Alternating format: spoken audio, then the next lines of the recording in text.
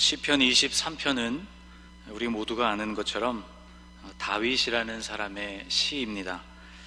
그는 골리앗을 물리친 이스라엘의 영웅이요, 또 통일왕국 이스라엘을 다스렸던 위대한 왕으로 기억됩니다. 그러나 그의 빛나는 업적 또는 드라마틱한 사건들의 이면에는 고되고 또 힘들고 고민이 많았던 인간 다윗이 있습니다. 다윗은 어떻게 보면 참 불행하고 또 불리한 삶을 살았던 인물입니다. 우선 그를 생각해 보면 그는 어린 나이에 국가의 영웅이 되었습니다. 골리앗을 물리칠 당시의 다윗의 나이는 군대에 나간 형들과의 관계로 따져볼 때 아무리 많아야 15살 정도가 될 것이라고 몇 번 설명을 드렸죠. 많아야 15, 우리로 친다면 중학교 2학년 정도에 해당되는 나이입니다.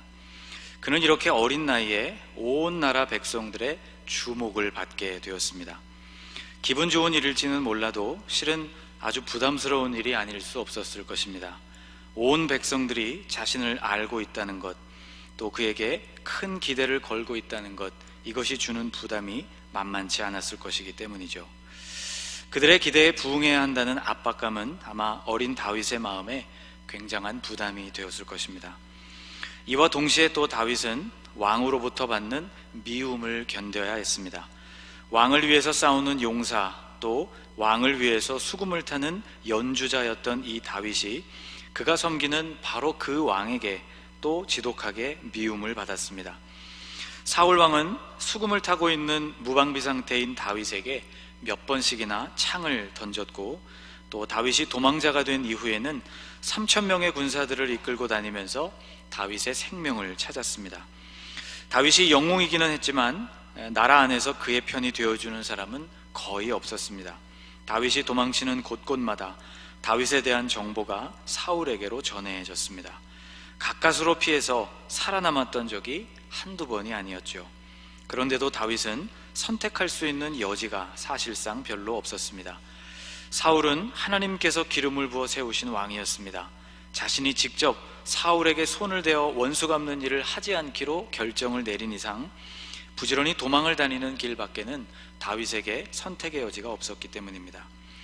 사울이 블레셋 전쟁에서 전사하게 되고 다윗이 그 뒤를 이어서 왕위에 오를 때의 나이가 30살이었습니다.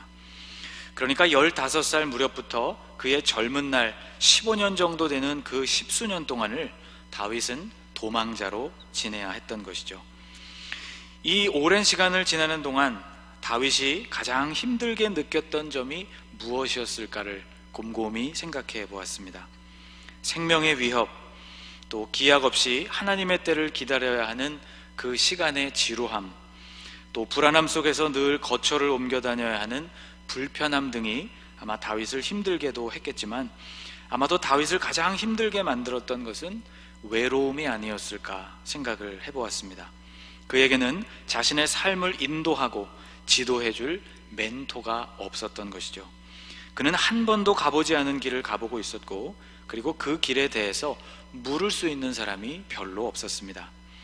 사울의 의도를 확신하고 처음으로 피신을 하게 되던 날, 다윗은 사무엘 선지자가 살고 있었던 라마 나요시라는 곳으로 도망을 쳤습니다. 그곳이라면 안전할 것이라고 생각을 했던 것이죠. 사무엘은 사울 왕에게도 기름을 부었던, 온 나라에서 그를 선지자로 인정하는 그런 인물이었습니다. 차마 그런 곳으로 찾아와서 생명을 위협하지는 않겠지 생각을 했을 것 같습니다. 그러나 사울은 그곳으로도 무장한 군사들을 보냈고, 뜻대로 그 일이 잘 되지를 않자 나중에는 직접 그가 다윗을 잡으러 나서기도 했습니다. 높 땅에 살고 있었던 제사장 아히멜렉이라는 사람을 찾아간 적도 있습니다. 그러나 다윗이 이곳에 들러서 아히멜렉 제사장에게 도움을 받았다는 이유 하나만으로 사울은 아히멜렉과 그 높 성읍에 살고 있었던 제사장 85명과 그들에게 딸려있는 모든 식구들을 하루아침에 죽이고 말았습니다. 다윗은 이제 누구에게도 갈 수 없는 상황이 된 것이죠. 도움을 요청한다면 그는 사울에게 미움을 받아서 죽게 될 것이 뻔했기 때문에 이제는 누구에게도 도움을 요청할 수 없는 그런 고립 상태가 된 것입니다. 피난처를 이리저리 옮기면서 그와 함께하기로 한 사람들이 400명, 또 600명으로 늘어날 때에도 그들을 이끌 책임은 오직 다윗 한 사람에게 있었습니다. 모든 것을 결정하고 책임져야 하는 아주 힘들고 무거운 자리에 다윗이 있었지만 그가 의지하고 조언을 들을 만한 사람은 다윗의 주변에 없었던 것입니다. 괴롭고 힘든 날을 보낼 때 여러분, 멘토 없이 우리가 지낸다는 일은 그렇지 않은 사람보다 몇 배나 더 외롭고 힘들게 그 길을 가야 한다는 것을 뜻합니다. 제가 신학교에 입학한 지 얼마 안 되어서 목사이셨던 제 아버지가 돌아가셨습니다. 처음에는 이분의 죽음 자체가 슬픔의 이유가 되었는데 시간이 흐를수록 더 아쉽고 힘들었던 점은 신학을 공부하면서 또 사역의 현장에 있으면서 겪는 그 힘든 문제들에 대해서 조언을 구하고 상담을 요청할 수 있는 목사인 아버지가 없다는 사실이었습니다. 아버지, 이럴 때 아버지라면 어떻게 하시겠어요? 묻고 싶을 때가 있었습니다. 성격상 아버지가 계셨어도 웬만해서는 여쭙지 않았을 것이지만 계신데 안 여쭙는 것과 아예 물어볼 대상이 없다는 것은 굉장히 다른 문제이죠. 아버지들이 모든 문제에 대해서 정답을 가지고 있는 것은 아니지만 적어도 그렇게 물어볼 수 있는 대상이 없다는 것이 참 서글프게 느껴졌습니다. 다윗의 심정이 어느 정도 이해가 되더군요. 또 다윗이 왕이 된 이후에도 그의 삶에는 별로 달라진 것이 없었습니다. 왕정시대가 시작된 지가 얼마 되지 않은 터여서 선대 왕들의 역사를 통해서 배우기도 어려웠고 또 그보다 앞서 있었던 단 한 명의 왕이 바로 사울이라는 인물이었으니 무엇을 그에게 배울 수 있었겠습니까? 도대체 다윗은 어떻게 이렇게 아무도 의지할 수 없고 조언조차 기대할 수 없는 상황들을 극복하면서 그에게 주어졌던 길을 훌륭하게 걸어갈 수가 있었던 것일까? 이 질문에 대한 답이 바로 오늘 본문인 시편 23편입니다. 다윗에게는 그가 의뢰할 만한 사람은 없었습니다. 그런데 그에게는 그 역할을 더욱 훌륭하게 감당해 줄 다른 존재가 있었으니 그분이 바로 여호와 하나님이셨던 것이죠. 다윗 자신이 오랫동안 경험했던 유목 생활을 통해서 비유를 해보자면 하나님은 그에게 목자와 같은 존재였습니다. 양에게 있어서 목자란 생명과 직결되어 있는 가장 소중한 존재라고 말할 수 있습니다. 양은 아주 심한 근시입니다. 10m 이상을 볼 수 없다고 합니다. 그런데 그 좋지 않은 눈으로 양이 잘하는 일 한 가지가 있는데 그것이 바로 목자의 얼굴과 표정을 읽어내는 일이라고 합니다. 영국에 있는 과학자들의 연구에 의하면 양은 자신의 목자의 얼굴에 드리워진 그 표정이 무엇을 의미하는지를 다 읽어낸다고 합니다.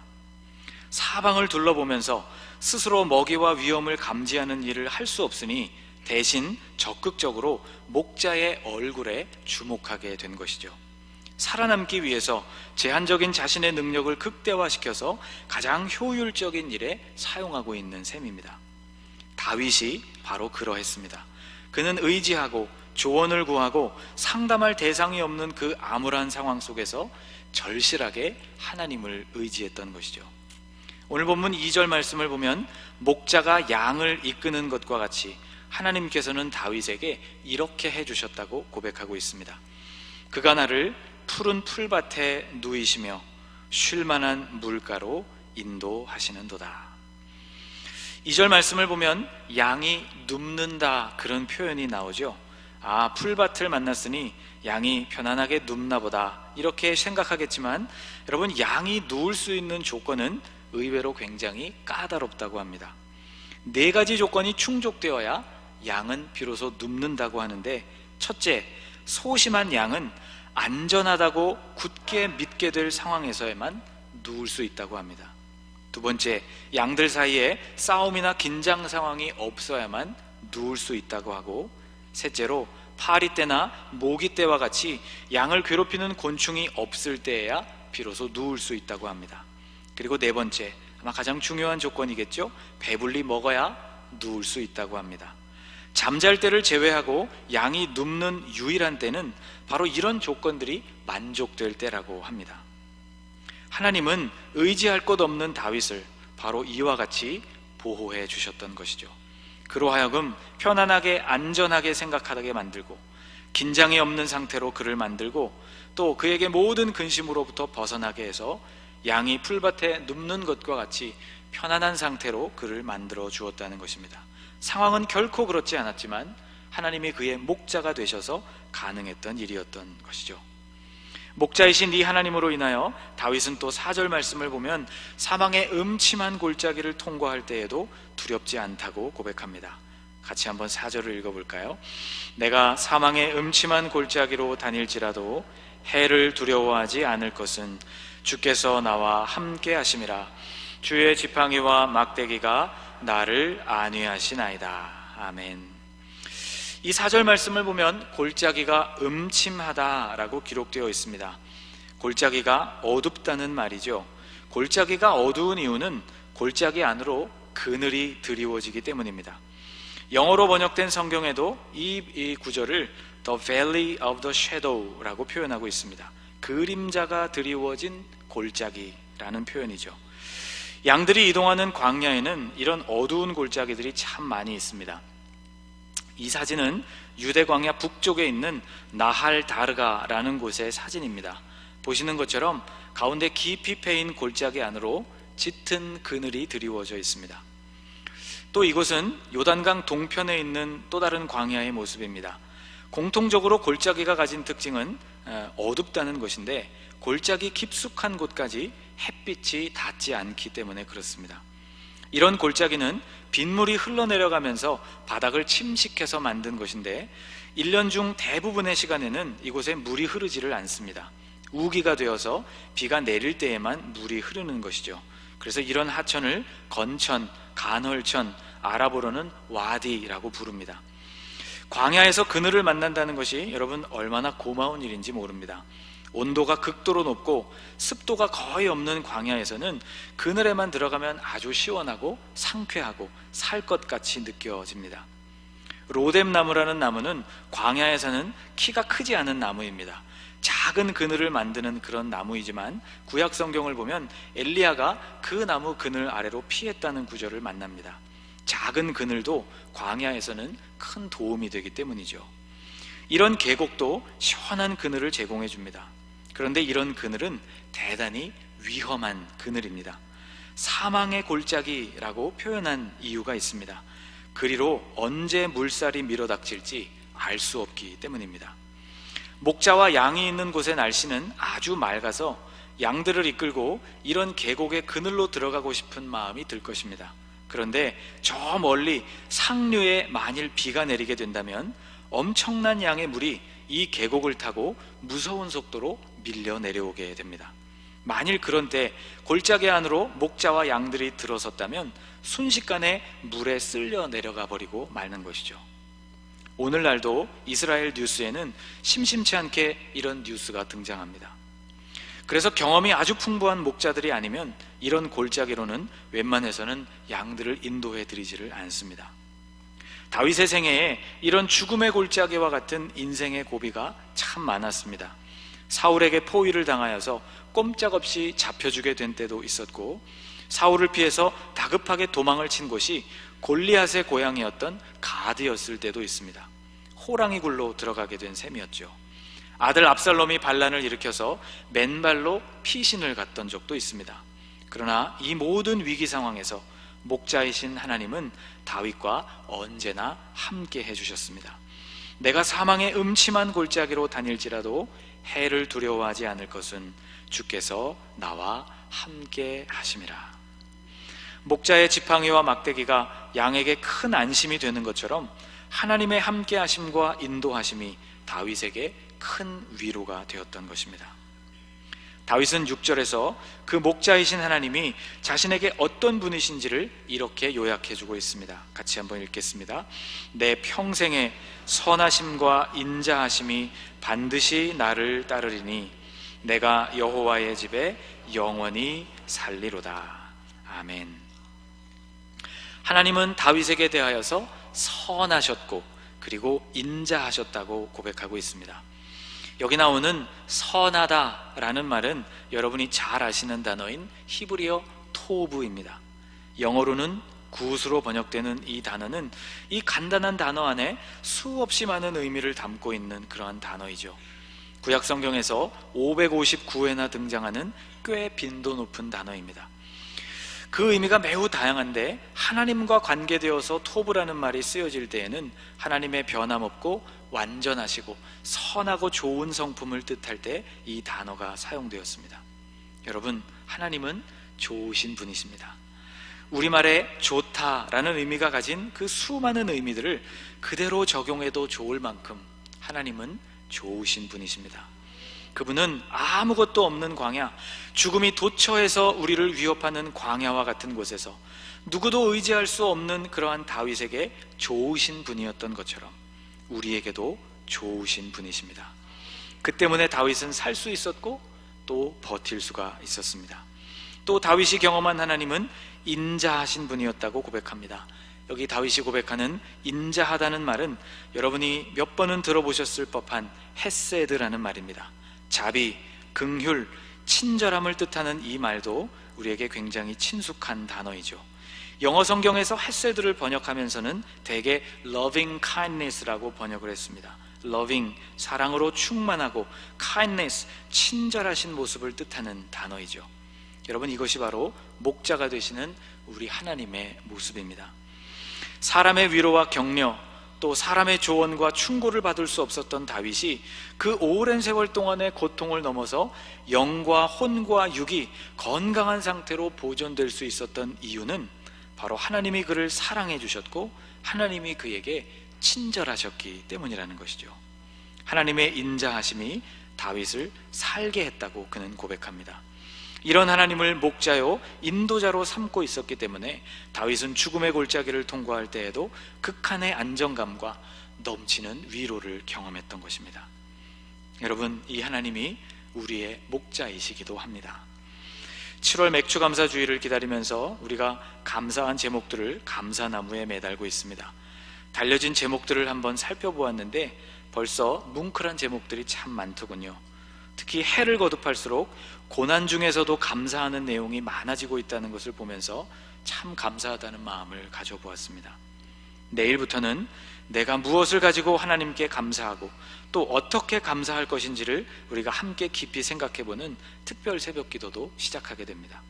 여러분, 여러 제목들 가운데 하나님이 나의 목자가 되시고 나의 멘토가 되시고 나의 인도자가 되시고 나의 아버지가 되신다는 그 사실이 여러분에게 감사의 제목이 되실 수 있기를 축복합니다. 그분은 토브, 좋으신 분이십니다. 헤세드, 사랑이 가득하신 분이십니다. 예수님께서 곧 세상을 떠나셔야 한다는 말을 듣고 제자들이 매우 두려워했습니다. 주님은 그때 제자들에게 이런 말씀을 들려주셨습니다. 내가 너희를 고아와 같이 버려두지 아니하고 너희에게로 오리라. 제자들을 고아와 같이 홀로 버려진 존재로 내버려두지 않으시겠다는 것, 반드시 오셔서 인도해 주시겠다는 약속이었습니다. 주님은 이 약속대로 제자들에게 오셨고 성령으로 오늘 우리 안에도 와 계십니다. 선하심과 인자하심으로 우리를 끝까지 붙들 준비를 하시고는 우리 안에 들어와 계십니다. 사랑하는 여러분, 주님이 여러분과 저의 목자가 되십니다. 다윗처럼 절박한 상황 속에서 하루하루를 살아가고 계신 분이 있다면 사람이 주는 위로나 격려, 그 조언과 충고를 뛰어넘는 최상의 보호와 인도를 주실 수 있는 그 하나님이 바로 여러분의 곁에 계시다는 사실을 날마다 경험하고 고백하실 수 있기를 주님의 이름으로 축복합니다. 기도하겠습니다. 하나님, 주님께서 우리의 목자가 되어주심을 감사합니다.